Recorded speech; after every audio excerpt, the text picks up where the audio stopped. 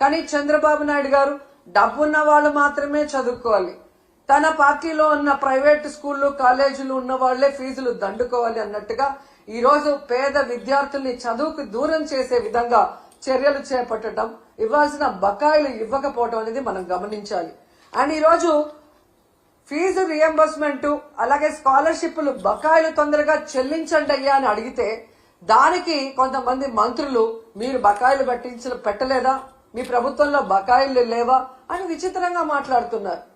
ఆ మంత్రులకు గాని ఆ ఇతండంగా మాట్లాడే వారికి నేను తెలియజేసేది ఒక్కటే, 2019లో చంద్రబాబు నాయుడు గారు దిగిపోయే నాటికి 2800 కోట్లు బకాయిలు ఉన్నాయి. ఆ రోజు ఆ బకాయిల్ని జగన్మోహన్ రెడ్డి గారి ప్రభుత్వం సంపూర్ణంగా చెల్లించడమే కాకుండా తాను అధికారంలో వచ్చిన తర్వాత ఉన్న వాటిని కూడా ఎలా చెల్లించుకుంటూ వస్తున్నారో మనం చూసాం. సో ఎప్పుడూ కూడా ఒక ప్రభుత్వం మారినప్పుడు గత ప్రభుత్వంలో బకాయిలు ఉంటే వాటిని తీర్చాల్సిన బాధ్యత ఆ అధికారంలోకి వచ్చిన పార్టీకి ఉంటుంది.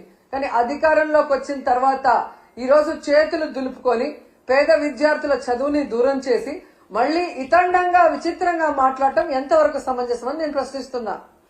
అండ్ ఈరోజు మీరు చూస్తే ఇది చంద్రబాబు నాయుడుకి ఇది కొత్త ఏం కాదు, మీరు గతంలో కూడా చూశారు. ఎందుకంటే పేదవాళ్ళు అంటే చంద్రబాబు నాయుడుకి చిరాకు. పేదవాళ్ళు మనుషులు కారనా, వాళ్ళకి చదువు అవసరం లేదనుకుంటారో ఏంటో నాకు తెలియదు. కానీ వైఎస్ఆర్ గారు తీసుకొచ్చిన ఈ ఫీజు రియంబర్స్మెంట్ ని ఏ విధంగా ఇంజనీరింగ్ స్టూడెంట్స్ ని ఫీజు రియంబర్స్మెంట్ లో 35,000 రూపాయలకే కోత పెట్టి ఎంత మందిని ఇబ్బంది పెట్టారో మనం అందరం కూడా గమనించాం. కానీ జగన్మోహన్ రెడ్డి గారు ఎంత ఖర్చైనా విద్యార్థికి మొత్తం ప్రభుత్వమే చెల్లించే విధంగా ప్రతి పేద మధ్యతరగతి పిల్లవాడికి చక్కటి చదువుని అందించడం ఈరోజు ప్రజలందరూ కూడా గమనించాల్సిన విషయం అని కూడా ఈ సందర్భంగా తెలియజేసుకుంటున్నా. అండ్ ఈ రోజు మీరు చూస్తే ఈ చంద్రబాబు నాయుడు గారు 3,900 కోట్ల ఈ స్కాలర్షిప్లు గాని ఫీజు రియంబర్స్మెంట్ బకాయిలకు మాత్రమే ఆపలేదండి.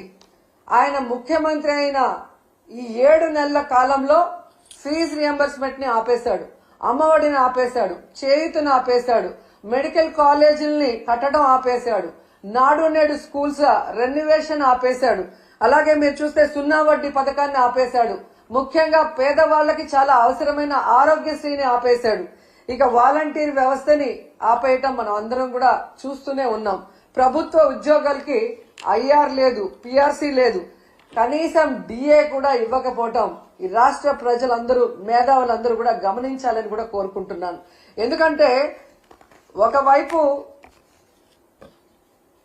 జగన్మోహన్ రెడ్డి గారిని తిట్టడానికే టైంని స్పెండ్ చేస్తున్నారు. కానీ వాళ్ళు ఎన్నికల్లో ఏం ప్రచారం చేశాం, ఏ సంక్షేమాన్ని అందిస్తాం, ఏ అభివృద్ధిని అందిస్తామని చెప్పిన మాటల్ని మరిచిపోవడం ఇక్కడ మనం గమనించాలి. ఎందుకంటే మీరు చూశారు ఏ విధంగా అధికారంలోకి వస్తే మేము సూపర్ 6 అమలు చేస్తామని చెప్పారు. ఈయన లోకేష్ అయితే మేము సూపర్ 6 అమలు చేయకపోతే నా కాలర్ పట్టుకొని అడగండి అన్నారు. ఏ కాలర్ అండి? రైట్ కాలరా, లెఫ్ట్ కాలరా? అంటే కాలర్ పట్టుకొని నిలదీసి అడిగితే తప్ప మీరు సూపర్ 6 అమలు చేయరా? ఈరోజు చూస్తే చంద్రబాబు నాయుడు గారు ఎంత కూల్ గా సంపద సృష్టించాక ఆదాయం పెరిగాక అప్పుడు సూపర్ 6 ని అమలు చేస్తామని చావు కబురు చల్లగా చెప్తున్నారు.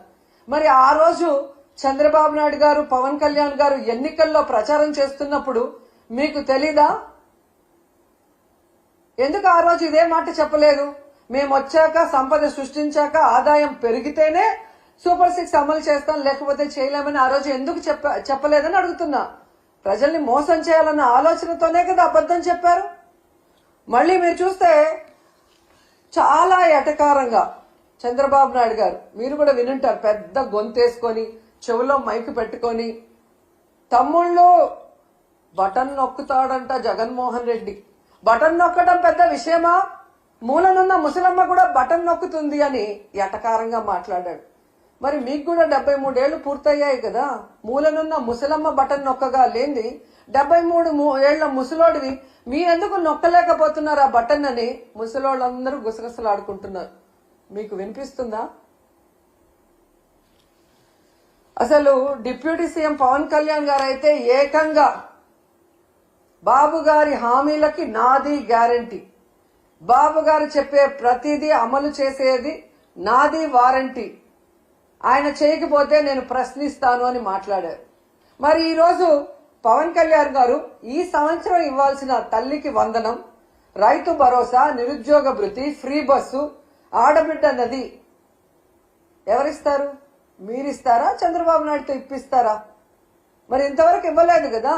మరి ఎందుకు మీరు ఈ కోట్లాది మంది ప్రజల తరఫున నిలబడి చంద్రబాబు నాయుడిని నిలదీయట్లేదు? ఏం అడ్డం వస్తుంది మీకు అని ప్రశ్నిస్తున్నా. ఈరోజు ఎంత దారుణంగా తయారయ్యారంటే, నేను నా కొడుకు పవన్ కళ్యాణ్ గారు అధికారంలోకి వచ్చేసాం కాబట్టి ఈ రాష్ట్ర ప్రజలు ఏమైపోయినా పర్వాలేదు, వీళ్ళకి మనం చెప్పింది ఏది చేయాల్సిన అవసరం లేదు అని ఎంత కేర్లెస్ గా ఈ ప్రభుత్వంలో ఉన్న పెద్దలు ప్రవర్తిస్తున్నారో మనం అందరం కూడా గమనించాలి.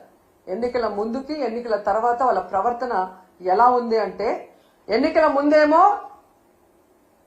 బాబు షూరిటీ భవిష్యత్తుకు గ్యారంటీ, కానీ ఈరోజు Babu surety cheating guarantee. Cycle కోటేస్తే ఫ్రీ బస్ మీ ఇంటి ముందుకే వచ్చేస్తుంది, గ్లాస్ కోటేస్తే ఏ క్లాస్ ఉద్యోగాలు మీకు వస్తాయి, పువ్వు కోటేస్తే పువ్వుల్లో ప్రతి మహిళకి 1500 మీ ఇంటికి వచ్చేస్తుంది, కూటమికి ఓటేస్తే ప్రతి బిడ్డకి స్కూల్కి వెళ్లే వాళ్ళకి 15,000 మీకు వచ్చేస్తాయని చెప్పారు. ఇక ఇంట్లో ఎంతమంది ఉంటే అంతమందికి లక్షలు లక్షలు వచ్చి పడేస్తాయని ఏ విధంగా వాళ్ళు బాండ్లు కూడా రాసి ఇవ్వటం మనం అందరం కూడా గమనించాం. కానీ ఈరోజు ఆ బాండ్లు నాలిక గోక్కోవటానికి కూడా పనిచేయట్లేదు. అసలు వీళ్ళు చేసిన ప్రచారం ఎలా ఉంది అంటే, రామానాయుడు గారు సైకిల్ వేసుకొని ఒక ఇంటికి వస్తారు, ఈ రోజుకి కూడా ఎక్కడ చూసినా అది వాట్సాప్ లో తిరుగుతుంది.